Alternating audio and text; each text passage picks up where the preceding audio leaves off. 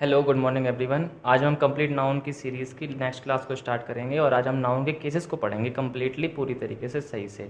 तो noun case होते क्या हैं? तो नाउन केस सिंपली ये होते हैं कि नाउन जो भी फंक्शन करता है एक सेंटेंस में as a subject, as an object या फिर एक परेशन को बताता है, तो उसी को हम बोलते हैं नाउन केस। सिंपल बोल सकते हैं ये रोल ए नाउन प्लेस, मतलब कि जो भी रोल प्ले करता है सेंटेंस में एक नाउन, उसको हम कहते हैं नाउन केस। सिंपल, ठीक है। इसके जो फोर मेन काइंड्स होते हैं हमें पढ़ना है: nominative case, accusative case, dative case and generative case. ठीक है। नॉमिनेटर जो सब्जेक्ट बनता है और एक्यूजेटिव डायरेक्ट ऑब्जेक्ट होता है, डेटिव इनडायरेक्ट ऑब्जेक्ट होता है। हम समझेंगे ऑब्जेक्ट कितने टाइप के होते हैं, ठीक है। और परेसिव केस जो ऑनरशिप यानी मालिकाना हक बताते हैं, ठीक है। नंबर फर्स्ट है नॉमिनेटिव केस। नॉमिनेटिव केस को ही हम बोलते हैं सब्जेक्टिव केस, मतलब ये सब्जेक्ट की तरह फंक्शन करता है। मैंने आपको लास्ट क्लास में बताया था जो सब्जेक्ट और ऑब्जेक्ट होते हैं वो आपके कौन कौन से पार्ट्स ऑफ स्पीच बनते हैं। एक तो नाउन और दूसरा नाउन की जगह पर जो यूज़ करते हैं वो प्रोनाउन, ठीक है। तो याद रखना नाउन और प्रोनाउन ही सिर्फ सब्जेक्ट और ऑब्जेक्ट बनते हैं। अब हम डिफाइन कैसे करेंगे सेंटेंस में कि कौन सा उसका सब्जेक्ट है? तो रूल सिंपल सा है कि हु और वॉट बिफोर मेन वर्ब। जो भी सेंटेंस की मेन वर्ब होगी ना, उससे पहले आप हु और वॉट को बोलिए, तो वो आपका क्या होगा? जो भी आंसर आएगा वो सब्जेक्ट होगा। या सिंपल सा जो भी फंक्शन परफॉर्म कर रहा है, एक्शन को परफॉर्म कर रहा है सेंटेंस में, ठीक है। अब होता क्या है कि अगर आपका मेन वर्ब से सिंपल पहले एक ही कुछ भी लिखा हुआ है नाउन प्रोनाउन, तो वही सब्जेक्ट होगा। क्योंकि अगर सब्जेक्ट नहीं होगा सेंटेंस में तो सेंटेंस ही नहीं बनेगा। समझ रहे हो? मजबूरी होती है उसी वर्ड की सब्जेक्ट बनना। तो इन सभी सेंटेंस में क्या लिखा है? राम इज़ प्लेइंग क्रिकेट, तो हु इज़ प्लेइंग क्रिकेट? कौन खेल रहा है? Ram. Who bark at strangers? Dog. Who cooks delicious food? Mother. Children love to play, तो हु लव टू प्ले? कौन पसंद करता है खेलना? Children. A bird sat on a branch, तो who sat on a branch?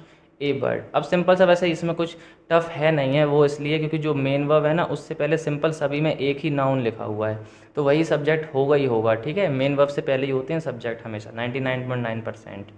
Okay, तो इसमें कोई दिक्कत होगी नहीं किसी को भी। सेकंड नंबर देखना एक्यूजेटिव केस, इसको ऑब्जेक्टिव केस। देखो बेसिकली होता क्या है, जो ऑब्जेक्ट्स होते हैं वो तीन चीज़ों के होते हैं, सॉरी दो चीज़ों के होते हैं, वर्ब के और दूसरा प्रेपोजिशन के। प्रेपोजिशन के ऑब्जेक्ट को हम बोलते हैं प्रेपोजिशनल ऑब्जेक्ट, और वर्ब के ऑब्जेक्ट को, वर्ब के जो ऑब्जेक्ट होते हैं वो दो टाइप के होते हैं, एक डायरेक्ट ऑब्जेक्ट और एक होता है इनडायरेक्ट ऑब्जेक्ट। डायरेक्ट ऑब्जेक्ट हमेशा लाइफलेस थिंग्स होती हैं, मतलब नॉन लिविंग, ठीक है। और इनडायरेक्ट जो ऑब्जेक्ट होते हैं वो आपकी लिविंग बींग्स होते हैं, ठीक है। तो एक्यूजेटिव केस जो होता है ना वो सिंपली ऑब्जेक्ट को ही बोलते हैं हम लोग, और किस कौन से ऑब्जेक्ट? Direct object. तो शी रीड्स वॉट? बुक, ठीक है। ही किक्ड वॉट? बॉल। मतलब मेन वर्ब के बाद अब तुम्हें आंसर लेना है वॉट और होम का। वॉट का आंसर डायरेक्ट ऑब्जेक्ट, होम का आंसर इनडायरेक्ट ऑब्जेक्ट, याद रखना है, ठीक है। I love what? म्यूजिक, तो किसे? म्यूजिक को, ठीक है। She cooked what? Dinner. He wrote what? A letter. तो मेन वर्ब के बाद आप वॉट और होम का रिप्लाई लीजिए, जो भी आपका आएगा रिप्लाई वही आपका ऑब्जेक्टिव केस होगा या फिर एक्यूजेटिव केस होगा, ठीक है। ऐसे बोला था टीचर प्रेज्ड होम, अब यहाँ पर होम का आंसर है, होम का आंसर बताया ना, जो भी होगा ना वो हमेशा लिविंग बीइंग होगा, कोई ना कोई पर्सन हो सकता है या फिर कोई ऐसी चीज़ जो लिविंग बीइंग है, ठीक है। They built what? A house. The dog chased what? The cat. जो डॉग है ना वो चेज, उसने चेज किया किसको? कैट को। तो वॉट का आंसर भी कैट और होम का आंसर मतलब रख सकते हैं दोनों तरीके से, ठीक है। वी वॉच्ड द मूवी, मतलब we watched what? The movie. तो नॉमिनेटिव वर्सेस एक्यूजेटिव केस मतलब थोड़ा सा आपको बताया है कि क्या क्या है। देखो राम, यहाँ पर जो नॉमिनेटिव केस है ना वो फंक्शन करता है, एक्शन को प्ले करता है, और ये रिसीवर होते हैं, ठीक है। She reads what? A book, है ना। अब यहाँ पर सब्जेक्ट क्या है? शी। रीड कौन कर रहा है? शी। हम ऐसे भी तो बोल सकते हैं हु रीड्स ए बुक, तो हु का आंसर क्या आएगा? शी। तो शी आपका सब्जेक्टिव केस, ए बुक आपका ऑब्जेक्टिव केस। ऐसे सबके सब आप कर सकते हैं, ठीक है। आगे जेनेटिव केस, जेनेटिव का मतलब होता है जो जनरेशन वाइज ऐसे बोल सकते हो, या फिर परेसिव केस मतलब जो ओनरशिप बताएंगे, ठीक है। अब ये आपको हमने बता दिया था लास्ट वाली क्लास में कि एपोस्ट्रॉफी और एस का यूज़ कैसे करते हैं नाउन को मतलब परेशन बताने के लिए।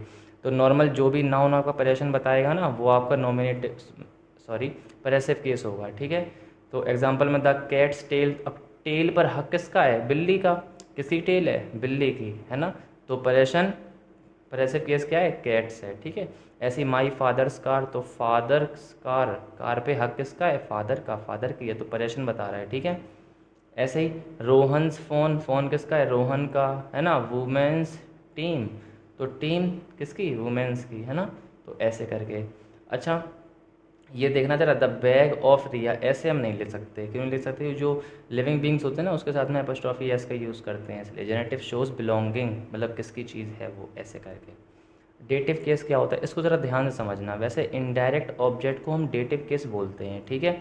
इनडायरेक्ट ऑब्जेक्ट होते क्या हैं? होम का आंसर।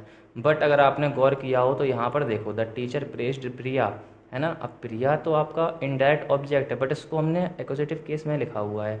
तो सिंपल यही चीज़ समझना है यहाँ से। स्ट्रक्चर क्या होता है? सब्जेक्ट, देन आफ्टर वर्ब, उसके बाद डेटिव केस और डायरेक्ट ऑब्जेक्ट। जब ये स्ट्रक्चर पूरा फॉलो हो ना, तो डायरेक्ट ऑब्जेक्ट तो आपकी थिंग होगी, उससे पहले जो इनडायरेक्ट ऑब्जेक्ट होगा ना उसे डेटिव केस बोलेंगे। अदरवाइज अगर केवल इनडायरेक्ट ऑब्जेक्ट तक ही खत्म है तो उसको हम एक्यूजेटिव केस बोलेंगे। आई होप आप समझ रहे हैं मैं क्या कहना चाहता हूँ।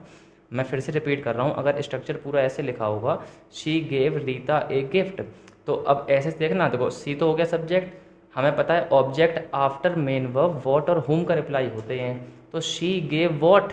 ए गिफ्ट, है ना। उसने दिया था क्या? एक गिफ्ट। तो वॉट का answer? Direct object. Direct object को हम क्या बोलते हैं? एक्वजेटिव केस, ठीक है। शी गेव हुम ए गिफ्ट, उसने किसे दिया? तो रीता को दिया। तो रीता आपका हुम का आंसर, यानी इनडायरेक्ट ऑब्जेक्ट। जब इनडायरेक्ट ऑब्जेक्ट और डायरेक्ट ऑब्जेक्ट दोनों प्रेजेंट होंगे तो इसको हम बोलेंगे एक्वजेटिव केस या फिर ऑब्जेक्टिव केस, और इसको हम बोलते हैं डेटिव केस। क्या बोलते हैं? Dative case. आई होप आप समझ पा रहे हैं मैं क्या कहना चाह रहा हूँ। मैं ये कहना चाह रहा हूँ सब्जेक्ट, वर्ब और उसके बाद डायरेक्ट और इनडायरेक्ट दोनों ही ऑब्जेक्ट अगर प्रेजेंट हों तो डायरेक्ट ऑब्जेक्ट को ही हम बोल देते हैं क्या? एक्वजेटिव केस, और इनडायरेक्ट ऑब्जेक्ट को बोल देते हैं डेटिव केस, ठीक है। बिल्कुल सिंपल है। आगे देखिए, ये आपको नीचे डिफरेंस भी बताया गया है, मतलब पूरा फॉलो होगा रूल ऐसे, subject, verb, dative case, then after direct object यानी एक्वजेटिव केस, ठीक है। याद रखना, व्हाट का आंसर होता है डायरेक्ट ऑब्जेक्ट, हुम का आंसर होता है इनडायरेक्ट ऑब्जेक्ट, उसी को हम डेटिव केस बोलते हैं। वोकेटिव केस क्या होता है? ये बस किसी भी इंसान को, पर्सन या थिंग को हम एड्रेस करने के लिए यूज़ करते हैं, पुकारने के लिए। ऐसे इसमें ये भी याद रखना, ये हमेशा सेपरेट किया जाता है किससे? कॉमा से। जैसे हमने बोला है Ravi please close the door, तो किससे कह रहे हैं? रवि, रवि से कह रहे हैं। एड्रेस किसे कर रहे हैं? रवि को। कॉल, कॉल किसे कर रहे हैं? रवि को, है ना। Doctor, the patient needs help, अब तुमने पुकारा डॉक्टर, पेशेंट को हेल्प की आवश्यकता है। स्टूडेंट्स पे अटेंशन, अब स्टूडेंट से कह रहे हैं ध्यान दीजिए, है ना। Are you coming Rahul, Rahul से पूछा है पुकारते हुए उसे कि क्या तुम आ रहे हो, ऐसे करके, ठीक है।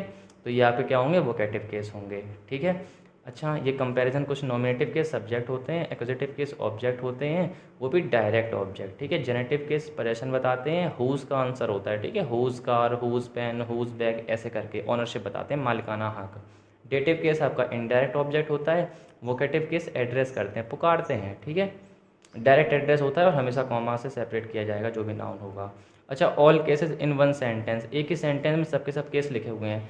Ravi gave Priya's brother Arun a book saying Arun read this, मतलब रवि ने दिया है प्रिया के भाई अरुण को एक बुक, और उससे क्या कहा है? ये कहते हुए saying Arun read this, Arun इसे पढ़ो। तो अरुण आपका कौन सा case? Vocative case. A book direct object, Arun dative case, Priya's generative case हो गया, और किया किसने है सब कुछ? रवि ने, फंक्शन एक्शन को परफॉर्म, है ना। तो रवि नॉमिनेटिव केस। अच्छा, ये एक प्रैक्टिस सेशन है आपके लिए। देखो, अंजलि रोट ए लेटर, तो अंजलि कौन सा केस होगा? Who wrote a letter? Anjali subjective case, ठीक है। He gave Mohan the prize, तो he gave Mohan what? The prize. They praised whom, किसको प्रेज किया? अब बताओ यहाँ पर जो हीरो है ना वो कौन सा केस है? एक्वजेटिव केस है फिर डेटिव केस? यहाँ पर इसको एक्वजेटिव केस बोलेंगे, ठीक है, क्योंकि यहाँ पर पूरा नहीं लिखा ना, यहाँ पर डायरेक्ट ऑब्जेक्ट नहीं है लास्ट में, ऐसे याद रखना।